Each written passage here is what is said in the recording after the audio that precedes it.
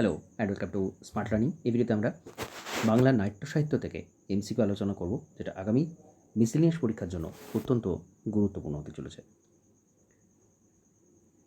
প্রথম প্রশ্ন, কি সর্বপ্রথম ব্যক্তিগত উদ্যোগে বাংলা নাটক মঞ্চস্থ করার জন্য কলকাতায় রঙ্গমঞ্চ প্রতিষ্ঠা করেছিলেন? তো ব্যক্তিগত উদ্যোগে এবং ফার্স্ট টাইম কলকাতায় রঙ্গমঞ্চ প্রতিষ্ঠা করলেন নাটক মঞ্চস্থ করার জন্য। অত্যন্ত গুরুত্বপূর্ণ এই প্রশ্নটা, অত্যন্ত গুরুত্বপূর্ণ। তো প্রথম এটা প্রতিষ্ঠা করেছিলেন গেরাসিম লেবেডেভ। গেরাসিম লেবেডেভ। নেক্সট কোয়েশ্চেন, এটা খুব গুরুত্বপূর্ণ। থিয়েটারে অভিনীত প্রথম বাংলা নাটক কোনটি? থিয়েটারে অভিনীত প্রথম বাংলা নাটক হচ্ছে কাল্পনিক সংবদল। কাল্পনিক সংবদল। নেক্সট, গেরাসিম লেবেডেভ প্রতিষ্ঠিত রঙ্গমঞ্চের নাম কী ছিল? গেরাসিম লেবেডেভ প্রতিষ্ঠিত রঙ্গমঞ্চের নাম বেঙ্গলি থিয়েটার। তো বেঙ্গলি থিয়েটার এটাই ছিল প্রথম রঙ্গমঞ্চ। হিন্দু থিয়েটারের প্রতিষ্ঠাতা কে ছিলেন? হিন্দু থিয়েটার এটা প্রতিষ্ঠা হচ্ছে 1831 সালে। এটা প্রতিষ্ঠা করেছিলেন প্রসন্ন কুমার ঠাকুর। প্রসন্ন কুমার ঠাকুর, এটাও খুব গুরুত্বপূর্ণ। রজতগিরি নন্দিনী এই নাটকটা কার লেখা? রজতগিরি নন্দিনী এই নাটকটা হরচন্দ্র ঘোষের লেখা। নেক্সট, খুব গুরুত্বপূর্ণ প্রশ্ন, কুলীন কুল সর্বস্ব এটা কার লেখা? এই নাটকটা লিখেছিলেন রামনারায়ণ তর্করত্ন। কুলীন কুল সর্বস্ব, রামনারায়ণ তর্করত্ন। 1856 সালে বিধবাদের বিবাহ আইনসিদ্ধ হওয়ার পর কোন নাট্যকার বিধবা বিবাহ নামক নাটক লিখেছিলেন?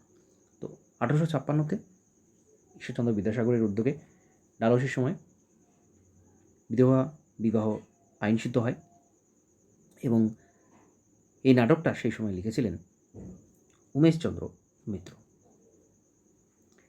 নেক্সট, বেলগাছিয়া নাট্যশালা কোন নাটকের অভিনয় দেখে মাইকেল মধুসূদন দত্ত নাট্য রচনায় মনোনিবেশ করেছিলেন? তো কোন নাটকের অভিনয় দেখে? রত্নাবলী। রত্নাবলী নাটকের অভিনয় দেখার পরে মাইকেল মধুসূদন দত্ত ঠিক করেন যে তিনি নাট্য রচনা করবেন।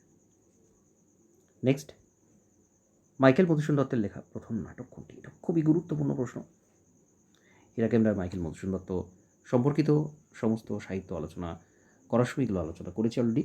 তো এই প্রশ্নটা বারবারই করা হয় বিভিন্ন জায়গাতে। শর্মিষ্ঠা ছিল তার লেখা প্রথম নাটক। মাইকেল মধুসূদন দত্তের লেখা ঐতিহাসিক নাটক কোনটা?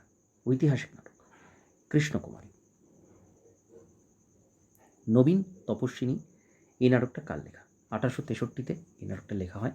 নবীন তপস্বিনী এটা দীনবন্ধু মিত্রের লেখা নাটক। একে কি বলে সভ্যতা এই প্রহসনটা কে লিখেছেন? একে কি বলে সভ্যতা এই প্রহসনটা লিখেছেন এটা মাইকেল মধুসূদন দত্তের লেখা। শপথনী নাটক, শপথনী নাটক এটাকে রচনা করেছিলেন? এটা রচনা করেছিলেন তারকচন্দ্র চূড়ামন। নেক্সট, খুব গুরুত্বপূর্ণ, নাট্যাভিনয় নিয়ন্ত্রণ আইন কবে শুরু হয়? তো নাটক এর মাধ্যমে যাতে স্বদেশিকতা ছড়িয়ে না পড়ে সেজন্য নাট্যাভিনয় নিয়ন্ত্রণ আইন শুরু হয়েছিল 1876 সালে।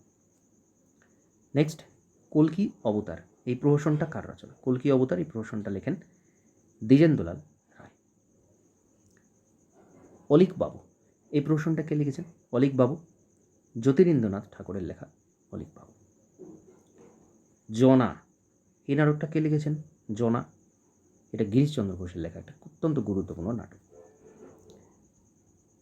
নেক্সট, নিচের কোন ঐতিহাসিক নাটকটা দ্বিজেন্দ্রলাল রায়ের লেখা নয়? তার লেখা নয় কোনটা? তো আলমগীর বাদ দিয়ে এখানে বাকিগুলো তার লেখা। নূরজাহান, মেবার পতন, শাহজাহান এগুলো সবই দ্বিজেন্দ্রলাল রায়ের লেখার নাটক। কোন নাট্য ব্যক্তিত্বকে রসরাজ আখ্যা দেওয়া হয়েছিল? রসরাজ অমৃতলাল বসু। অত্যন্ত গুরুত্বপূর্ণ একজন নাট্য ব্যক্তিত্ব, তো তাকে রসরাজ আখ্যা দেওয়া হয়। সুরেন্দ্র বিনোদিনী এই নাটকটা কার লেখা? সুরেন্দ্র বিনোদিনী 1875 লেখা নাটক, এটা উপেন্দ্রনাথ দাশের লেখা।